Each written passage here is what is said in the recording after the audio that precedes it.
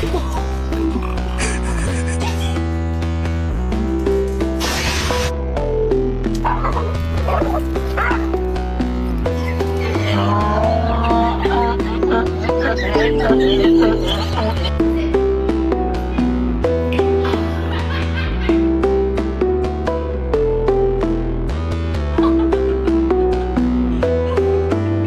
dog came in really bad condition today, and it honestly breaks my heart. Her entire body